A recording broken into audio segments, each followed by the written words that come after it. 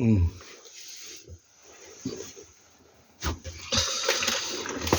예,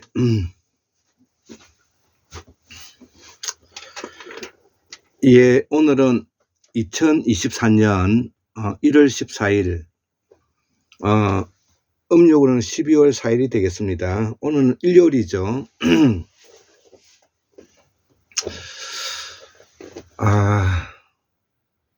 오늘은 특히 그리움이 아주 밀려오는 그런 날이기도 한 것 같아요. 제가 그 공우 강사한 박사님을 2017년도 6월 12일 날 국회 국회의원 회관에서 우리 공우 강사한 박사님하고 소남자 김재섭 선생님의 강의가 있어가지고 그때 대구 수원계 박민호 선생님의 소개로 제가 그 박사님을 뵈러 그때 갔죠. 그래서 지금 그 동영상에 보면 제가 7년 전에 제가 양복을 입고 그 뒤에 비친 얼굴이 나오더라고요. 자, 그래서 어느덧 저도 오랜 시간 동안에 이렇게 꾸준히 공부를 해왔는데, 오늘은 그 그리움의 만남으로 우리 공우 강사한 박사님은 2023년도 12월 28일 이제 소천하셨죠. 1주년을 지나고 또 그리움의 한 이 만남의 그 강의로서 1, 2, 3번째 강의를 한번 준비를 해 보았는데요. 이 내용들은 이미 제가 강의했던 내용들이기 때문에 특별할 것은 없지만 그래도 강의를 한번 해보도록 하겠습니다. 특히 제가 그 귀한 제가 이 불교 범으로 뭐냐면 이렇게 기록되어 있는 적은 이런 그 액자를 가지고 있습니다. 그래서 아주 뭐냐면 그림이 아름답고 정성을 다해서 또 이 액자가 아주 크기가 아주 규모가 짜임새가 있게 잘 갖추어져 있는 그런 액자라고 볼 수가 있죠. 예, 요 그림을 좀 소개시키고요.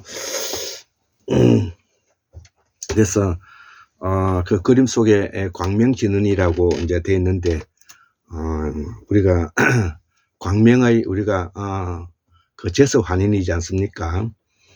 자, 그래서 오늘은 만남 일로서 한국통일연방모형 73번째 강의로서 성현이신 공우 강사한 박사님 소천 1주년을 기억하며 함께 공부하였던 우리의 말과 글을 통해서 보살사상과 불교를 이해하고 한국사의 문명을 첨단화시켜 본다. 이런 제목입니다. 그래서 오늘 그림에 대한 만남 첫 번째 그 강의가 요거는 제가 며칠 전에 제가 그 공우 강사한 박사님의 그 강의를 토대로 해서 적어 보았던 내용들인데요. 보살사상, 보디사트바, 부처사상은 100년 전에 서양에 어떻게 영향을 미쳤나? 이를 서양에서 받아들이기 시작한 것은 12세기에서 13세기부터 서양으로 유입되기 시작하였다는 것입니다. 그리고 동양의 인식론, 동양의 인식론을 하면은 공명사상을 말하는 것입니다. 공자, 명자의 인식론을 바탕으로 말하는데 이것을 우리가 공명인식론이라고 말하기도 합니다. 자, 그래서 이 동양의 인식론은 바로 이 부처사상과 그 공자사상을 포함하고 있는 것입니다. 그래서 이 인식론이 속으로 들어가게 되었는데 그 속으로 들어가게 되게 있는 그런 문명을 우리가 패치워크 문명이 이렇게 표현한다는 것은, 패치워크 문명이라는 것은 짜집기 문명이라는 뜻인데요, 통합된다는 뜻이 담겨 있는 것이죠. 자, 그래서 이 동양에 있었던 이런 부처 사상과 불교 사상이 12세기에서 13세기 서구로 유입되면서 서양의 계몽주의자들에게 큰 영향을 주었다는 것이죠.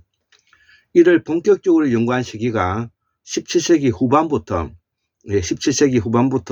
18세기 후반까지 약 100년간이라는 것이죠. 여기에 아주 기라성 같은 대학자들이 서양에서도 많이 나오지 않습니까? 데카르테스에서부터, 그 다음에 후메에서부터, 그 다음에 칸트, 그 다음에 루소, 뭐 이런 아주 기라성 같은 철학자들이 이 시기에 이제 대거 나오게 되죠. 쇼펜하우어, 그 다음에 니체 같은 사람 다 포함하는 겁니다. 자, 그래서 데카르트에서 칸트에 와서 이것이 이제 정리가 되었는데요. 그래서 서양 철학은 칸트의 인식론이라 하면은 3비판설을 말하는 겁니다. 순수 이성 비판, 실천적 이성 비판, 판단적 비판을 말하는 것이죠. 그래서 칸트의 인식론의 패치워크 문명, 이 짜집기 문명이 이제 완성되게 되었다는 것이죠. 자, 그래서 서구 유럽에 가지고 있는 철학이 바로 우리가 동양에 있었던 그 부처 사상과 그 공자 사상이 12세기에서 13세기 서구로 이거를 서천했다 그러는데요. 유입이 되면서 서구에서 바로 신의 암흑의 시대, 신이 중심이 되어 가지고 마녀사냥이라든지 그 다음에 천동설을 믿는 왜곡된 그 지식을 바탕으로 해서 암흑시대의 중세 암흑시대라 그러죠. 에서 벗어나게 되는 계기가 되었다는 것입니다. 그래서 거기에 서천하게 된 서구 유럽으로 건너가게 되는 그 문명을 거기에서 짜집기 문명이 되었다는 뜻이죠. 그래서 서양 철학은 칸트의 인식론으로서 패치워크 문명, 짜집기 문명으로서 완성되어 갔다는 것이, 여기에 생명사성을 주창한 자가 바로 있었으니 대표적으로 우리가 쇼펜하우어와 니체라는 것이죠. 자, 그래서 우리가 니체의 자르투스트는 이렇게 말했다 해서 노는, 우리가 신은 죽었다고 말을 했을 때 그 신이 죽었다는 뜻은 신이 있긴 있는데 그 어떤 역할을 하지 못한다는 것이 바로 니체가 말하고자 하는 신이 죽었다는 뜻이죠. 자, 그래서 그 영향으로 이 보사사상은 부처사상이라 하는데, 이 보사사상은 바로 열애장 사상이라는 것이죠. 열애장 사상이라는 것이 바로 이 생명사상을, 열애장, 즉 엄마의 태사상을 말하는 겁니다. 엄마의 태사상을 우리가 뭐냐면은 생명사상이 말하는데, 엄마의 태 속에서 아기가 태어날 때 앵하고 울지 않습니까? 그래서 그 아기가 엄마의 젖을 먹게 되죠. 그 젖을 먹었을 때 그 엄마의 젖을 먹다가 만약에 젖을 떼게 되면 그만큼 고통스러워지는 것이죠. 이것을 뭐냐면은 우리가 열애장 사상, 생명사상이라고 하고요. 인간은 그런 측면에서 어떻게 보면 고의 사상이다 이렇게 표현하기도 하죠. 자, 그래서 이 부처 사상은 생명사상이고 열애장 사상이고 생명사상이다 이렇게 표현할 수가 있고, 자, 그래서 니체는 신은 죽었다는, 신은 있긴 하지만 그 역할을 못한다는 뜻이 포함되어 있고요. 그래서 이 칸트의 인식론 순수 이성은 보사사상, 즉 부처사상인 대원경지와 백호미관 광명사상에서 나왔다는 것이죠. 대원경지와 백호미관 광명사상이라는 거 아까 제가 여기에서 광명 사상이 여기서 나오죠. 백호 미강 광명 사상. 예. 광명 진언이라고 여기 옆에 있지 않습니까? 이 내용이 바로 이 사상인데요. 또 다른 말로 대원 경지라고 합니다. 자, 여기서 우리가 채용 사상도 나오죠. 채와 용은 다르다는 물과 물결이 다르고 불과 불길이 다르고 몸과 마음은 다르다는 것을 전제로 하는 것이 그래서 채용 관계이고 이 채용 관계가 나온다는 것은 바로 우리가 도노 돈수와 도노 겸수가 뭐냐면은 차이를 나타내겠는데 불교는 도노 돈수 사상이지 도노 겸수 사상이 아니라는 것이죠. 고로 채용은 도노 겸수 사상으로서 이 부처 사상과는 일치하지 않기 때문에 매우 많이 뭐냐면 비판받아 마땅하다. 이렇게 뭐냐면은 불교 사상에서는 말하고 있는 것이죠.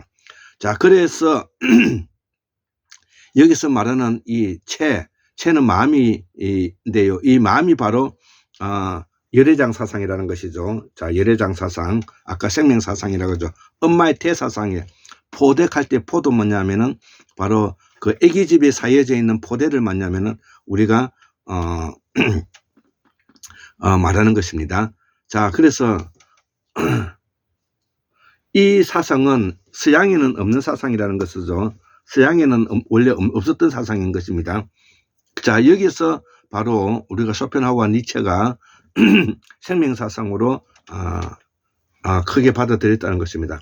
자, 그래서 이 열애장 사상은 서양에서 말하는 행위상학의 도구마가 아니고 바로 실질적이고 구체적인 현실적인 요소를 가지고 있기 때문에 이것을 보살사상이라 말하는 것입니다.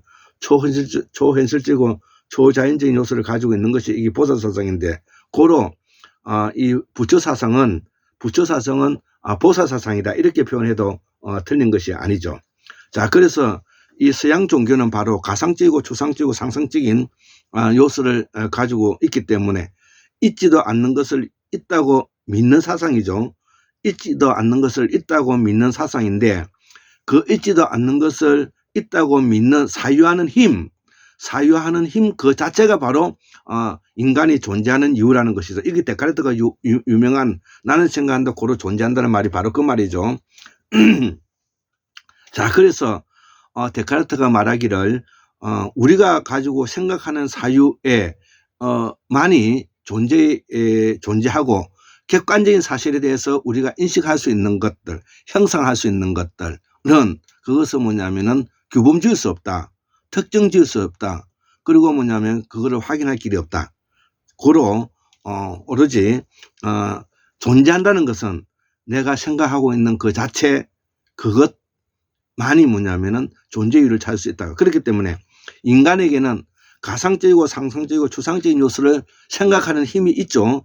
그렇기 때문에 서양 종교가 지금도 살아남고 있는 것이고 실질적으로 이것이 서양 종교가 미심에도 불구하고 많은 모순이 있음에도 불구하고 많은 논란이 있음에도 불구하고 지금까지도 서양 종교가 뭐냐면 살아남은 이유가 그런 이유인 것입니다.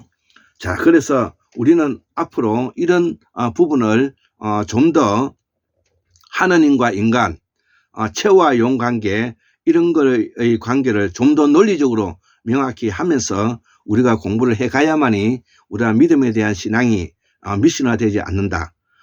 그렇기 때문에 지금 이제 우리 한국은 학문이 엄청나게 떨어져 있는 사회이기 때문에 엄청나게 많은 사이비 종교들이 판을 치고 있는 것이다. 이렇게 이해하셔도 될 것입니다. 자, 그래서 그에 반대해서 이렇게 공부하는 사람들을 뭐라고 하느냐. 바로 학문하는 가정교다. 예, 저는 그렇게 표현하고 있죠. 학문하는 가정교. 예. 자, 이미 서양 사상은 이를 버린 지가 오래되었다는 것이죠. 자, 그래서 이러한 모순점을 서양에 있는 지식인들은 생각을 많이 해봤기 때문에 서양에서는 바로 아까 하나님과 인간의 명목적인 신앙에 대해서는 추종하던 것을 이제는 버리게 되었다. 이 이야기를 하는 것입니다. 그래서 한국 서양 종교가 귀담아 들어야 할 내용이다. 그러니까 기독교 가톨릭이 이 내용을 귀담아 들어야 될 것이다. 자, 그래서 만약에 이 가톨릭과 기독교가 현재 우리 한국의 정치와 관계되는 권력을 유지하고 있지 않다면 어떻게 됐는가?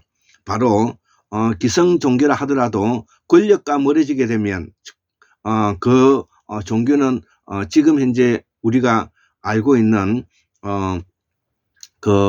무속과 같은 취급을 받게 될 것입니다.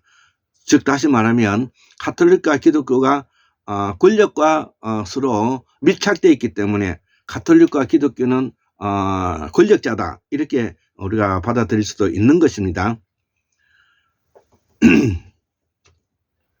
자, 그래서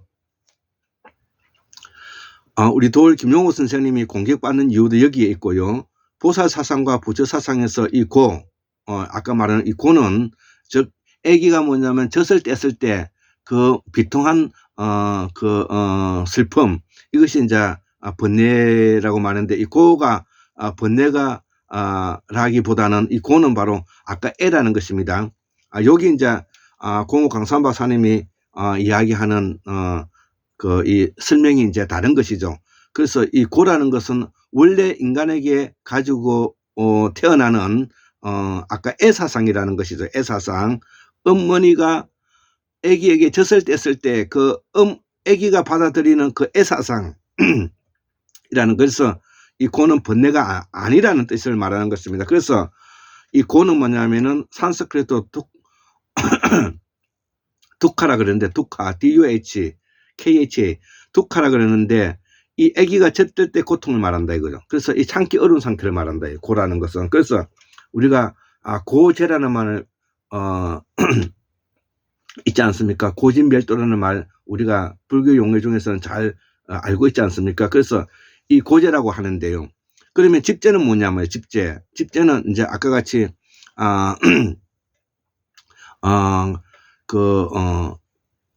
재물이 쌓여 가지고 그 걱정으로 해서 고통이 시작된다는 뜻이 담겨 있는데요. 자, 그래서 이 집제가 바로 뭐냐면은 아까 고제에 대해서는 생각했고, 집제에 대해서는 바로 범으로서 산스크리트 삼무따야 사띠야라는 말인데요. 이 집제라는 뜻은 재물을 쌓아간다는 것이죠. 재물을. 그래서 이 재물을 쌓아가게 되면은 이제 고통이 시작된다는 것이죠. 자, 그래서 누구나 할 것 없이 자기가 좋아하는 것에 대해서는 집착이 있기 마련이죠. 그 집착이 이제 욕심이 된 거, 그 욕심이 뭐냐면은 에 대한 것을 비워야 된다. 이 욕심을 뭐냐면 집제에 대한 철학과 사상에 대해서 여기에 대해서 뭐냐 반동으로 나온 것이 바로 노자의 도덕경이라는 것이죠. 자, 그래서 이 고진멸도라는 것을 우리가 아까 엄마의 젖을 때는 아기의 그 고통과 재물을 쌓아놓고 고통이 시작되는 욕심에서 우리가 뭐냐면 멸도, 이거를 없애야 된다. 이 고진멸도잖아요. 자, 그래서 이 대원경지라는 것은 아까 백호미관 그 광명사상과 같은 말인데, 대원이라는 것은 뭐냐면은 아까 같이 광명진은 여기 앞에 광명진언이라고 이 앞에 여기 되어 있지 않습니까? 광명진언. 예, 여기 이 노가 있듯이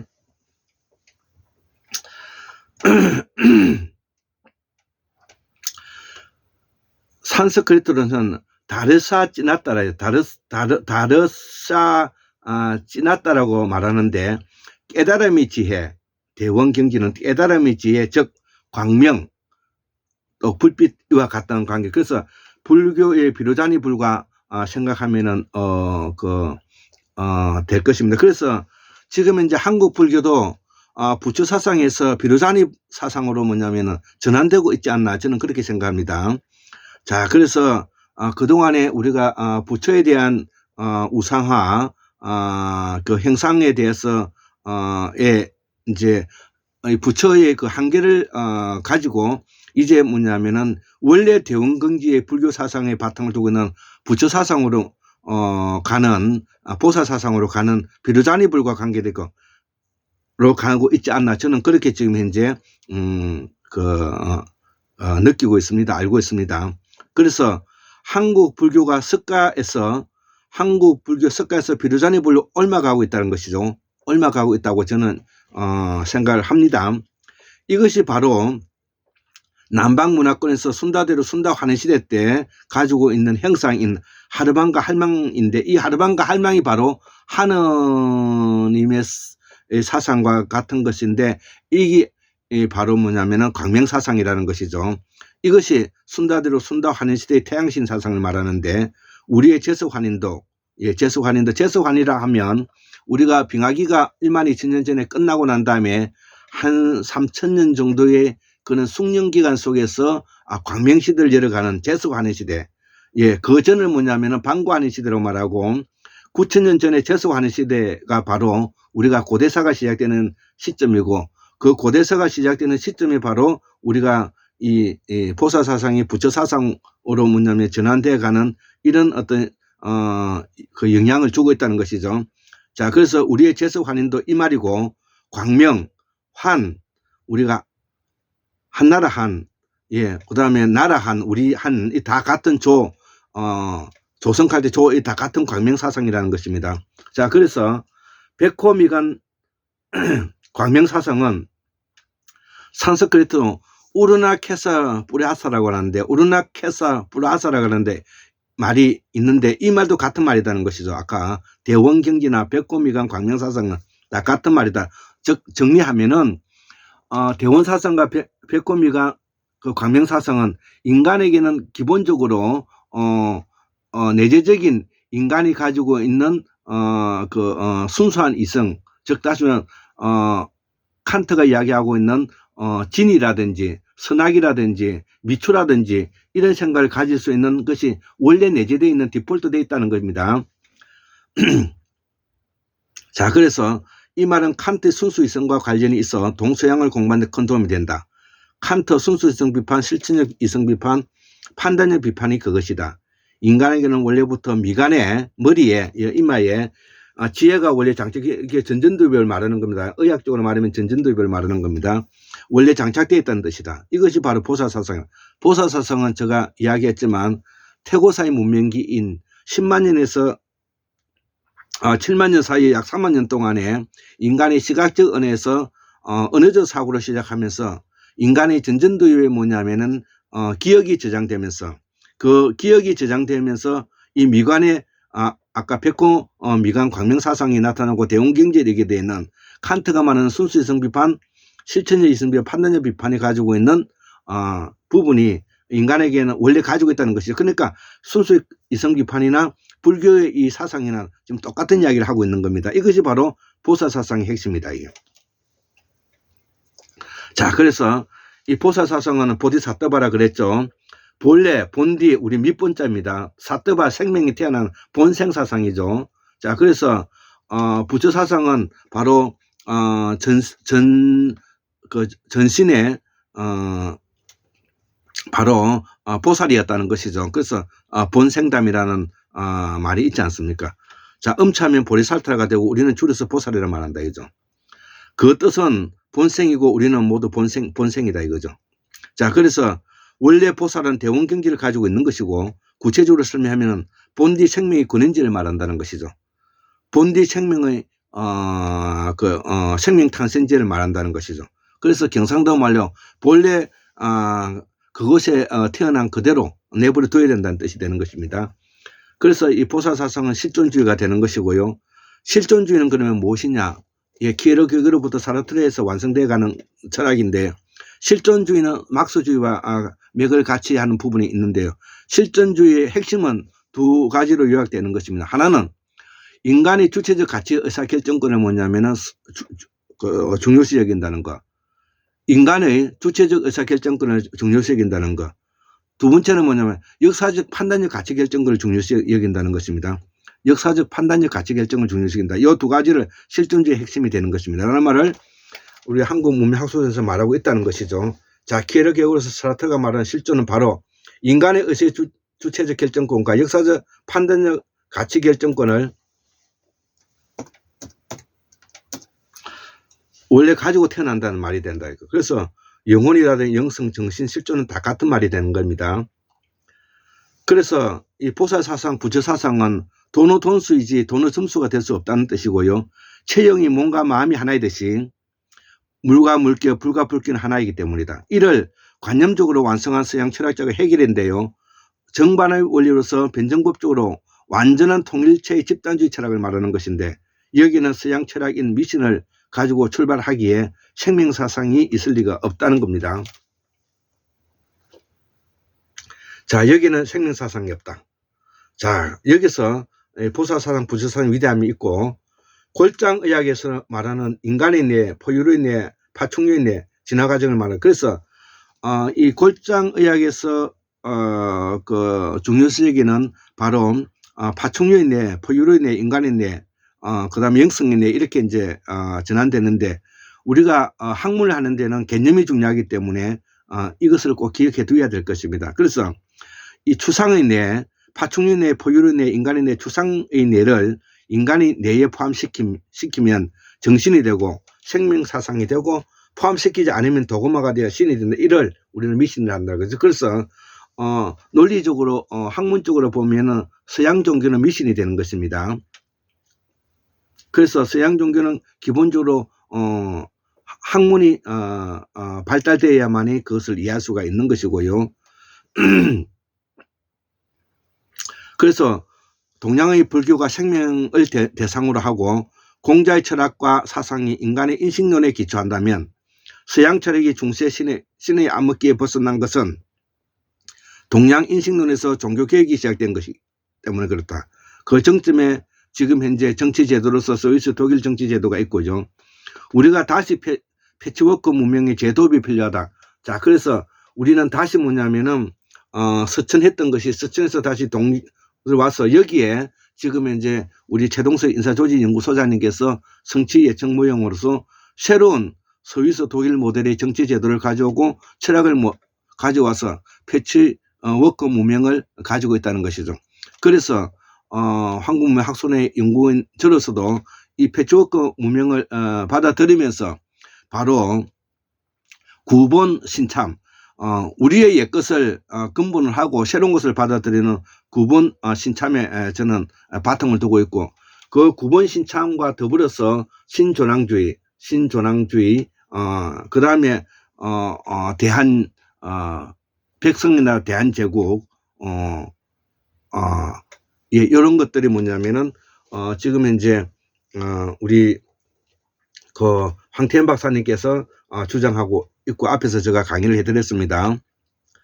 자, 20세기 들어와서 영성, 영혼, 정신을 분리하는 작업을 의학에서는 정착화되었고 종교에서도 이미 설명하고 있다. 그래서 우리가 의학의 개념의 신체적, 사회적, 정신적 완결한 상태에서 1998년 이후에 20세기에 들어와서